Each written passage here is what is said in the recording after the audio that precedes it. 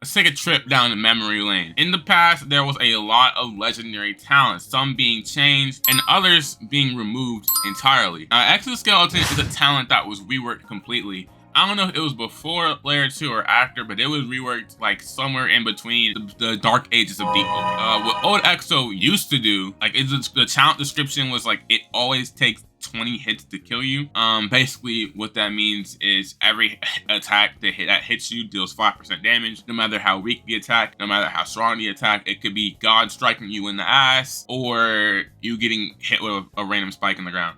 It's gonna do 5% regardless. Now this, and back in the day, seemingly was extremely strong. You had tons of different ways to heal back your HP, being Fishman healing, Flameless healing, Bloodless, No Life King, Vampirism, Reinforce. You had a lot of different ways to heal back your HP. So a lot of builds would just take 5% damage and then heal back by 5% damage, like basically instantly, making you a lot more tankier. It also was very good for fighting Primadon, as back then Primadon was actually a fightable boss and was actually a hard boss because people sucked at the game. So Primadon was actually a lot, like Exoskeleton made Primadon a lot easier. It basically just deleted the restrictions that a lot of builds would have, you know, the HP kits, because you can get a lot of HP back. You can get like 800 and 900 HP back in the day. The master armors, because a lot of people didn't have the materials to make master armors. Odd tentacles and deep gems were very rare things to come across unless you were really, really good at the game. They were like basically professional exclusives. So yeah, Exoskeleton was very, very strong back in the day. And the reason why I'm talking about it is because like a year ago, I did a poll talking about could the old Exoskeleton be strong in today's Deepwoken. And even though that poll only got 40 votes, a lot of people said no. So based on ratios, I mean, it's safe to assume that the rest of the people who would have said no. Now in the current Deepwoken, would Exoskeleton be strong? I think so. First off, it ignores the restrictions of many things. Armor, you don't need it. Equipment, you don't need it. Vitality, which is a big one, you don't fucking need it. Because regardless of how much HP you have, you're still taking 5% damage. It basically just ignores all HP restrictions.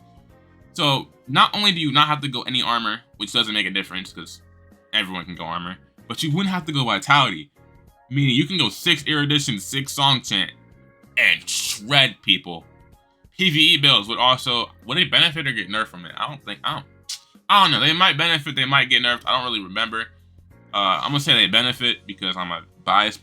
I'm gonna say they benefit because I'm not gonna do any research behind the PvE mobs and what PvE looks like. But not to mention, also a lot of the current build making are really in love with minimizing the stat points you have to put in because, you know, niggas are sweaty. So not having to go reinforced armor because you just have the talent, let's say just 40 fortitude. All you need is 40 fortitude on any build.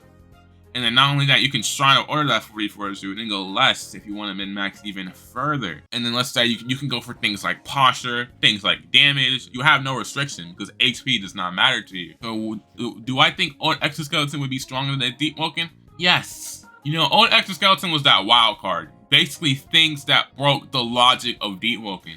Old Exo, Silent Heart, like these things, they're wild cards. They don't follow the usual logic of Deepwoken, and I love that. I love when builds could do that shit. Or maybe they could add more to it. I don't know. That's a video for another day. It's been a very long time since I've uploaded. It's been like 4 or 5 days. And the reason for that is